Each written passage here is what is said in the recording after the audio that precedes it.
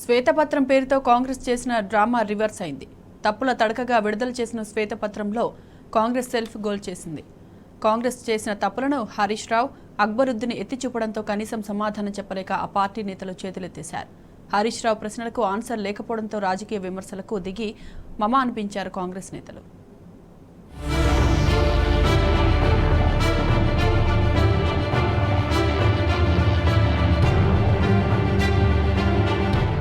శ్వేతపత్రం విడుదల చేయడం ద్వారా రాష్ట్ర ఆర్థిక పరిస్థితిని తలకిందులుగా చూపి ప్రజలను తప్పుదోవ పట్టించాలనుకున్న కాంగ్రెస్ ప్రభుత్వ వ్యూహం బెడిసికొట్టింది. శ్వేతపత్రంలో పేర్కొన్న అంకెల్లో తప్పులను బీఆర్ఎస్ నేత హరీష్ రావు, ఎంఐఎం నేత అక్బరుద్దీన్ ఎత్తి చూపుతూ ప్రభుత్వాన్ని తూర్పారబట్టారు. శ్వేతపత్రంలో చూపెట్టిన అంకెలు కాగ్ విడుదల చేసిన నివేదికల్లోని అంకెలకు మధ్య పొంతన కుదరకపోవడాన్ని సూటిగా ప్రశ్నించారు. దీంతో సీఎం రేవంత్ రెడ్డితో పాటు మంత్రులు బట్టి విక్రమార్క, దుద్దిల శ్రీధర్ బాబు, పొన్నం ప్రభాకర్, కోమటిరెడ్డి వెంకటరెడ్డి సమాధానం చెప్పలేక రాజకీయ విమర్శలకు దిగారు.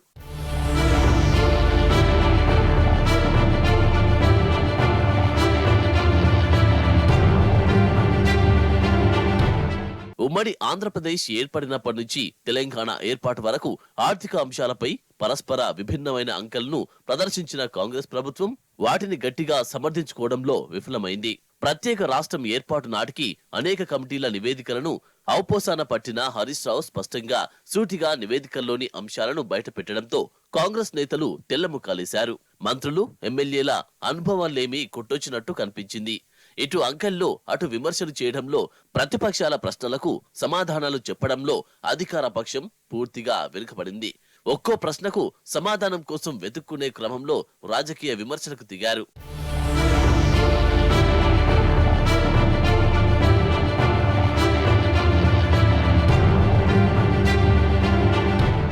ఉమ్మడి రాష్ట్రంలో కాంగ్రెస్ పార్టీ అధికారంలో ఉన్నప్పుడు తాగునీటి కోసం తెలంగాణ ప్రజలు పడిన కష్టాలు అన్ని ఇన్ని కావు. ముఖ్యంగా గ్రేటర్ హైదరాబాద్ పరిధిలోని శివారు మున్సిపాలిటీలకు మంచినీళ్లు రాకపోయేవి. భూగర్భ జలాలు లేక, నల్లనీరు రాక కుత్బుల్లాపూర్ లాంటి ప్రాంతాల్లో జనం కలుషిత నీటినే తాగాల్సి వచ్చేది. కానీ ఇప్పుడు గ్రేటర్ హైదరాబాద్ పరిధిలోనే కాకుండా ఓఆర్ఆర్ వరకు ఉన్న అన్ని ప్రాంతాలకు రోజు విడిచి రోజు సమృద్ధిగా తాగునీరు అందుతోంది. అయితే ఇదంతా రాత్రికి రాత్రి జరిగిన మార్పు కాదు. కేసీఆర్ ప్రభుత్వం పట్టుదలతో నదీ జలాలను తీసుకొచ్చి విస్తృతమైన పైప్ లైన్ నెట్వర్క్ ను ఏర్పాటు చేసి ప్రజల దాహార్తిని తీర్చింది. అందుకోసం ప్రభుత్వ పూచికత్తుతో హాడ్కో నుంచి జలమండలికి 1900 కోట్ల రుణాన్ని ఇప్పించింది.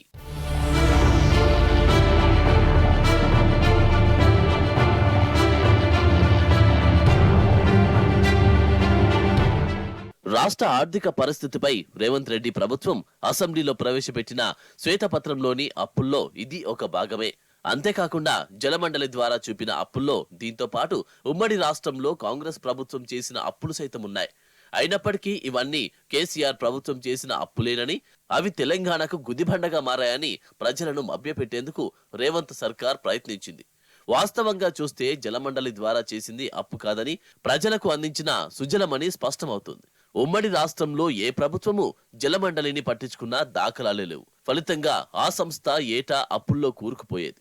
కానీ తెలంగాణ ఆవిర్భావం తర్వాత కేసీఆర్ ప్రభుత్వం జలమండలికి పుష్కలంగా బడ్జెట్ కేటాయింపులు జరిపింది. గత 9.5 ఏళ్లలో జలమండలి ద్వారా 10,000 కోట్లతో అభివృద్ధి పనులు చేపట్టినప్పటికీ అందులో రుణంగా తీసుకున్నది కేవలం 1900 కోట్లు మాత్రమే. మిగిలిన మొత్తాన్ని కేసీఆర్ ప్రభుత్వమే బడ్జెట్ కేటాయింపుల ద్వారా సమకూర్చింది. దీంతో పాటు గత 3 ఏళ్ల నుంచి గ్రేటర్ హైదరాబాద్ పరిధిలోని నిరుపేద కుటుంబాలకు నెలకు 20,000 లీటర్ల చొప్పున ఉచితంగా మంచినీరు సరఫరా చేసేందుకు కేసీఆర్ ప్రభుత్వం ఏటా 300 కోట్ల చొప్పున జలమండలికి అందించింది.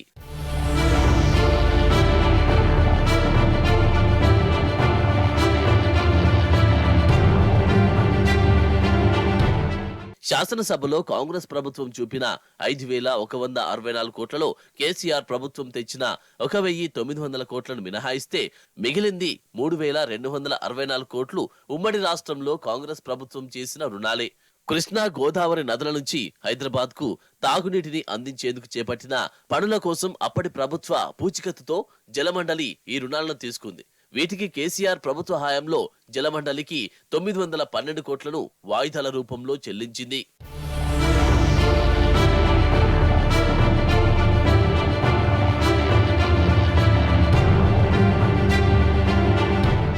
కొత్త ప్రభుత్వం ఏర్పడిన తర్వాత అసెంబ్లీ కార్యకలాపాల్లో శ్వేతపత్రం విడుదల చేయడమే ఇప్పటి వరకు అతిపెద్ద సంఘటన. కానీ అసెంబ్లీలో ఆధిపత్యం ప్రదర్శించడానికి ప్రభుత్వం వేసిన మొదటి అడుగే తడబడింది.